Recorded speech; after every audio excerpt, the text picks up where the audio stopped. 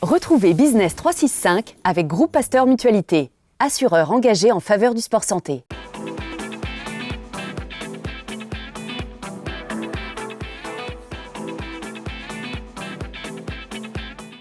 Business 365 avec un nouvel invité, Jeff Tourneau, qu'on ne présente plus, qui est président aussi de Pachama. Bonjour Jeff. Bonjour. Alors vous êtes né en 1964 à Nice. Exact. Et oui. Et il paraît que vous êtes passé au rugby par défaut. Vous aviez trop d'énergie pour faire du foot ou alors du judo. Tout à fait. Bon, je suis d'abord allé au football. Mon énergie, j'arrivais pas à la canaliser. Donc on m'a mis au judo. Le judo, j'étais encore plus terrible. J'étais toujours sur un bâton d'aïkido, un peu puni dans mon coin. Et puis après, j'ai trouvé plus costaud que moi au rugby. Et là, j'ai compris qu'il y avait une bande de copains à faire. Et je suis parti sur cette aventure de copains, quoi. Alors d'abord Nice, et puis après vous avez joué à Toulon. Alors Toulon, aujourd'hui, quand on voit qu'ils ont tout gagné en France, en Europe, comment on fait pour continuer à être motivé quand on a tout gagné ? Ouais, c'est les motivations. Je pense qu'on a toujours de l'appétit, surtout quand on est un sportif de haut niveau. Maintenant, je pense qu'il y a certains clubs aujourd'hui qui vont talonner le club toulonnais. Donc, ils vont devoir se mettre, comment dire, encore à franchir un cap au-dessus. On les attend là, à ce niveau-là.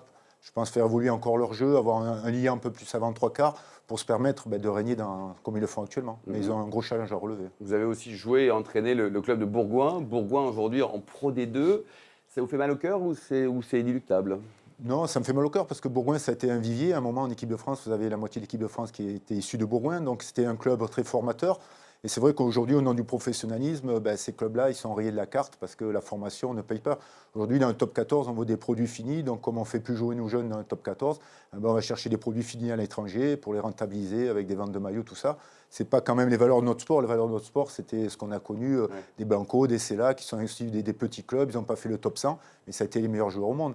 Donc, j'espère qu'on va retrouver un petit peu notre côté latin et que les grands décideurs du rugby diront bon, maintenant on va donner un peu la chance à nos jeunes et préparer un avenir pour nos jeunes et surtout pour essayer de briguer la Coupe du Monde, un de ces quatre, parce qu'on est la seule nation majeure au monde à ne pas être champion du monde. Les Blacks l'ont été 2 fois, les Sudaf, je crois, 2 fois, l'Australie.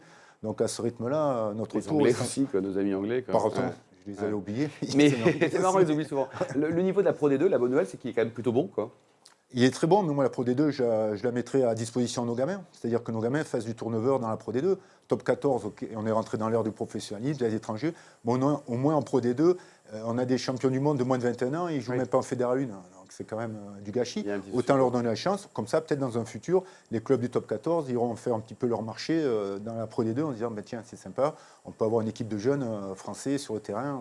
Ça serait bien. De bon niveau, quoi. Donc, vous avez 18 sélections à l'équipe de France. Un souvenir de 1993, quand vous avez gagné le tournoi des 5 nations à l'époque. Oui, tout à fait. C'était le premier tournoi des 5 nations. C'est aussi la Coupe d'Europe. Il avait mis aussi sur le rythme de la Coupe d'Europe. Donc voilà, c'était une aventure de copains. Il y a une année avant, on avait pris une tôle contre les Anglais.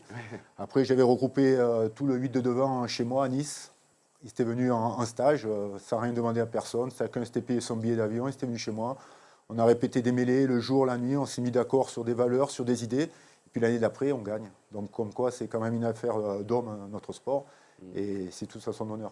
Et cette dernière Coupe du Monde, qu'est-ce que vous en pensez? Qu'elle aurait apporté alors la contre-performance, en tout cas la déculottée des Français, et puis le reste en général? Oui, bon, ce qui me choque, c'est qu'à l'époque, c'était plutôt le Japon qui prenait 80 points. Aujourd'hui, c'est la France qui prend 80 points. Donc je pense qu'il faut une remise en question. Et là, nous, on est de la terre, on a toujours besoin de se prendre un coup de pied dans les fesses pour se remettre en question. Là, on a atteint les limites. Maintenant, il faut rebondir de nos cendres, se construire. Et je pense qu'il faudra se construire dans la douleur. Et je pense que l'équipe de France est en train de se mettre en place, de retrouver un groupe, de retrouver une identité. Et là, à partir de là, ils vont se construire et se préparer pour une Coupe du Monde. Aujourd'hui, il faut être exigeant avec l'équipe de France. Noves, il a quand même des lettres de noblesse à faire valoir. Oui. Il va faire cette alchimie humainement qui va permettre, comment dire, à des joueurs à se confirmer et préparer au bout de la 2e, 3e année et monter en puissance. Votre dernier match, c'était en pro, c'était en Fédéral 2. Oui, tout à fait, à Saint-Savin. Alors à Saint-Savin, j'étais joueur, entraîneur, magasinier, on faisait tout. Mais c'était ça, c'était la manière de renvoyer un petit peu l'ascenseur. Moi, je fais partie des privilégiés. Puis quand ils sont venus me voir, il y avait un esprit de clocher. Oui, même pour vous donner un exemple, quand un adversaire tempait une pénalité, il y avait le curé qui sonnait les cloches du clocher. Pour vous dire l'état d'esprit. Voilà, moi, ce que j'avais besoin de ça, je me suis toujours nourri de ça. Et ça me permet de bien vieillir et de ne pas finir aigri. Ouais, vous faites partie du club des champions de la paix. Qu'est-ce que c'est exactement? Champion de la paix, tout à fait. Ça c'est basé à Monaco. Ben, vous savez que le sport est très porteur. Donc c'est une association qui regroupe tous les sportifs de haut niveau, mais de toutes disciplines confondues, sous la houlette de M.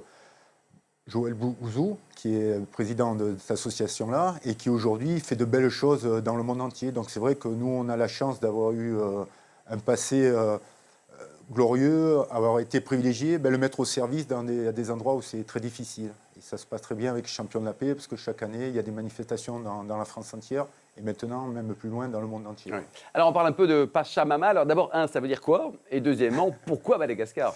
Pachamama, ça veut dire terre-mère, terre nourricière. Et c'est vrai qu'à Madagascar, pour vous donner un exemple, il y a 5 ans de ça, il y a eu un soulèvement, un coup d'État, parce que le gouvernement avait vendu 3 millions d'hectares au Sud-Coréen pour faire de l'huile de palme, pour dire l'importance de la terre là-bas, parce qu'ils n'ont rien. C'est le deuxième pays qui vont en dessous de la pauvreté. Si vous voulez enlever la terre, où c'est leur seul moyen. Le SMIC est à 20 € par mois, c'est ça? Pour ceux qui ont la chance de travailler. Ouais. Voilà, nous, les gamins que vous allez voir, là, que vous voyez derrière moi, c'est des gamins qui ont été déscolarisés, qui sont partis dans le monde du travail et ils gagnent entre 15 et 20 centimes d'euros par jour. Donc imaginez ce qu'on peut faire avec 15-20 centimes d'euros. Ils aiment le rugby à Madagascar? Le sport roi au Brésil, c'est le foot. Et au sport roi à Madagascar, c'est le rugby. Coup de bol, quoi. Coup de bol. Donc rien que sur la capitale, vous avez 80 clubs de rugby. Donc voilà, ça a été franco-malgache jusqu'en 70. Donc les enfants à l'école, ils apprennent le français. Donc ça, c'est très bien. Donc il n'y a pas la barrière de la langue.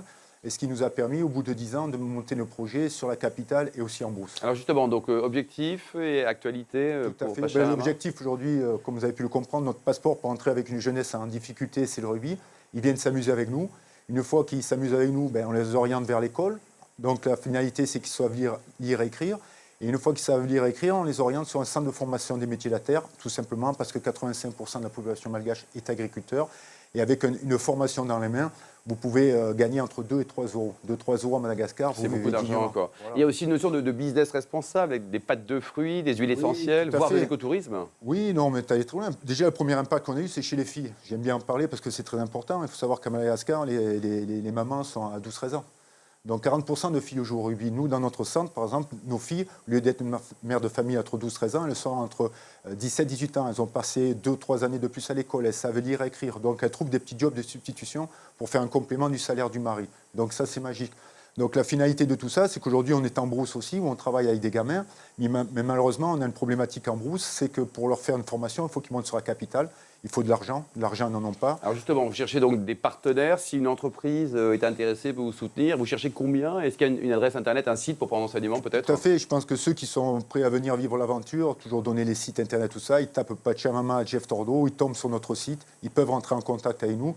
Et s'ils ont envie de vivre un bout de chemin et de vivre une aventure avec un vrai visage humain, bon voilà, sachez qu'aujourd'hui, on a 450 enfants sur le terrain, un suivi scolaire, un suivi sanitaire, on a construit des bâtiments. Et vous avez très envie que ça continue, que ça s'amplifie, quoi. À 200%. Merci beaucoup, Jeff Tordo. Donc le site, c'est Pachamama? Jeff Tordo. Jeff Tordo.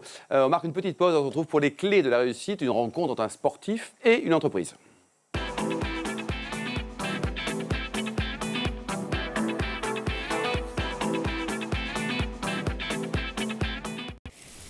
Business 365 vous a été présenté par Groupe Pasteur Mutualité.